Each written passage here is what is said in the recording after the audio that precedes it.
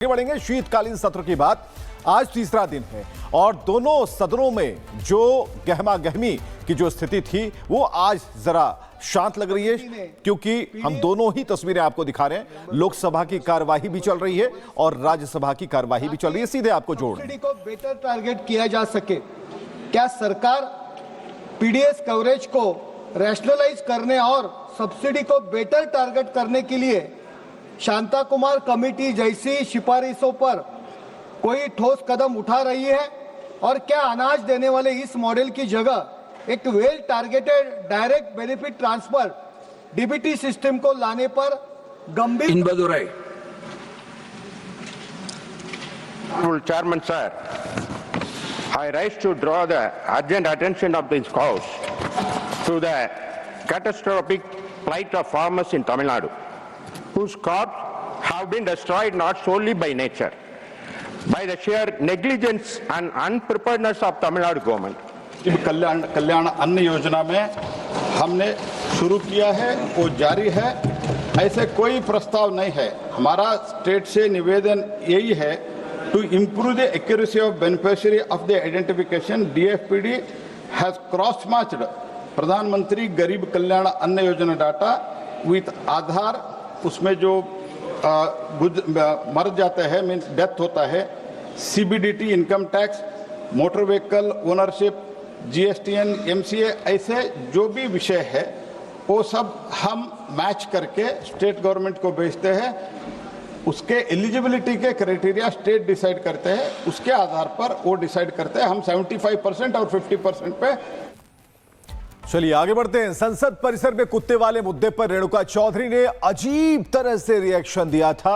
अब जरा आपको बताते हैं कि इस पर अब अलग अलग जो रिएक्शंस आ रहे हैं, किसने क्या कहा, यह भी सुनना जरूरी है।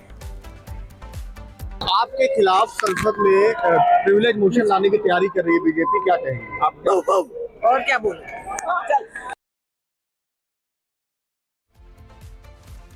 आपके खिलाफ संसद में प्रिविलेज मोशन लाने की तैयारी कर रही है बीजेपी, क्या कहेंगे आप? और क्या बोले? आपके खिलाफ संसद में प्रिविलेज मोशन लाने की तैयारी कर रही है बीजेपी, क्या कहेंगे आप? और क्या बोले? आपके खिलाफ संसद में प्रिविलेज मोशन लाने की तैयारी कर रही है बीजेपी, क्या कहेंगे आप? और क्या बोले? आपके खिलाफ संसद में प्रिविलेज मोशन लाने की तैयारी कर रही है बीजेपी, क्या कहेंगे आप? और क्या बोले?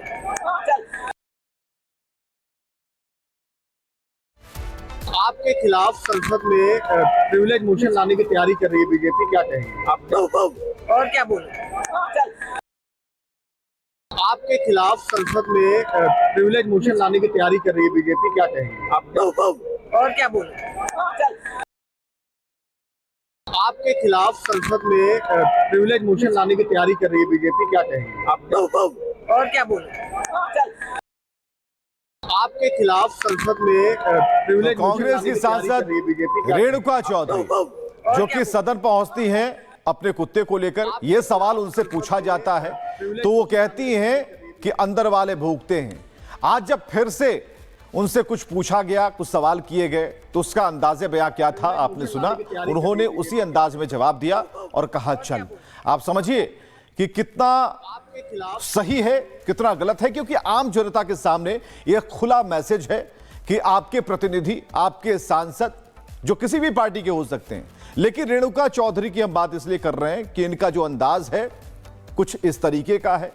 हो सकता है कि आम जनता भी इनके सामने कुछ सवालों को लेकर जाए, तब भी अंदाज यही होगा।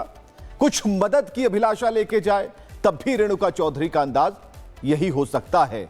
तो जिनके भी सांसद हैं रेणुका चौधरी, कम से कम उन्हें ध्यान देने की जरूरत है। कुत्ते वाले मुद्दे पर रेणुका का बयान आपने सुना, जो कहीं से भी सही नहीं है, न्याय संगत नहीं है। जरा देखिएगा रेणुका चौधरी ने सवालों का जवाब कैसे और किस अंदाज में दिया। आपके खिलाफ संसद में प्रिविलेज मोशन लाने की तैयारी कर रही है बीजेपी, क्या कहेंगे आप? और क्या बोले? आपके खिलाफ संसद में प्रिविलेज मोशन लाने की तैयारी कर रही है बीजेपी, क्या कहेंगे आप? और क्या बोले? आपके खिलाफ संसद में प्रिविलेज मोशन लाने की तैयारी कर रही है बीजेपी, क्या कहेंगे आप? और क्या बोले। आपके खिलाफ संसद में प्रिविलेज मोशन लाने की तैयारी कर रही है बीजेपी, क्या कहेंगे आप? चलिए, तो ये है रेणुका चौधरी जो कि सांसद है कांग्रेस से, उनका अंदाज। सत्र में बीजेपी सांसद शशांक मणि ने क्या कहा है, ये भी सुनिए।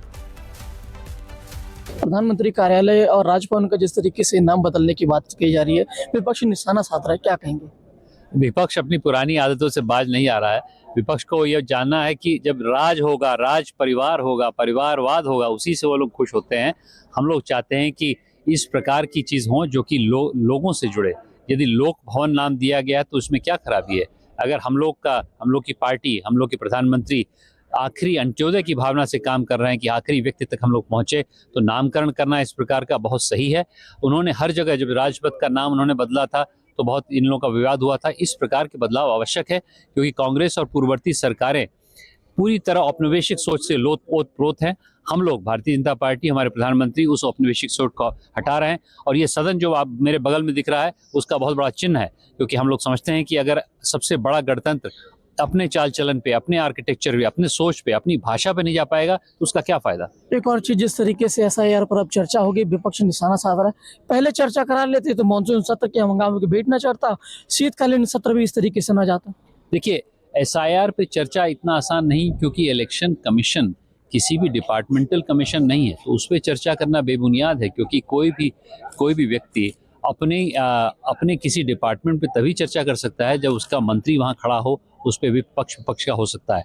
अभी जो चर्चा होगी वो इलेक्टोरल रिफॉर्म्स पे होगी, उसमें SIR एक मुद्दा है, तो एक व्यापक चर्चा होगी जिसकी जरूरत थी और मैं समझता हूँ ये उपयोगी होगा। वंदे मातरम पर भी चर्चा होगी, बहुत अच्छी होगी। वंदे मातरम हमारे देश का प्रेरणादायक एक फ्रेज है और जिसके माध्यम से हमें स्वतंत्रता मिली, और मैं समझता हूँ कि आनंद मठ अगर किसी ने नहीं पढ़ी है तो मैं आपसे आग्रह करता हूँ कि उसको पढ़िए। सबसे रोचक नावल है जो कि हमारे क्रांतिकारी इतिहास को पूरी तरह आगे ला जाती है। मैं खास करके इससे प्रभावित हूं क्योंकि मैं भी एक क्रांतिकारी क्षेत्र पूर्वांचल से आता हूं, जहां मंगल पांडे और लक्ष्मीबाई, दो योद्धा, लक्ष्मीबाई झांसी में तो उनकी शादी हुई थी, लेकिन थी तो पूर्वांचल की बेटी। इस प्रकार से हम लोग कैसे अपने क्षेत्र में पुनः से उस वंदे मातरम की भावना से विकसित भारत को आगे बढ़ाएं, यही मेरा आग्रह है, यही डिबेट होगी। और हमारे सहयोगी गणेश ने दर्शन चौधरी सांसद जो हैं उनसे भी बातचीत की है, क्या उन्होंने कहा है ये भी सुनिए। जिस तरीके से प्रधानमंत्री कार्यालय, राजभवनों का नाम बदला गया है, विपक्ष अब निशाना साध रहा है। ये सच्चे जनसेवक की निशानी है और प्रजातंत्र में जिस तरह से कोई गुलाम नहीं हो सकता, उसी प्रकार से कोई मालिक भी नहीं हो सकता। इस बात को सही रूप से यदि किसी ने इतने आजादी के इतने वर्ष बाद सिद्ध किया है तो आदरणीय देश के गौरव यशस्वी प्रधानमंत्री माननीय नरेंद्र भाई मोदी जी ने किया है। और ये सेवा वो तो प्रथम सेवक के नाम से ही इस देश की अदालत में, कहें देश की सबसे बड़ी संसद में अंदर गए हैं और उसी भाव को उन्होंने अब जनता के बीच में लाया। वंदे मातरम पर चर्चा होगी, SIR पर भी होगी, लेकिन विपक्ष तो निशाना साध रहा है इस पर भी।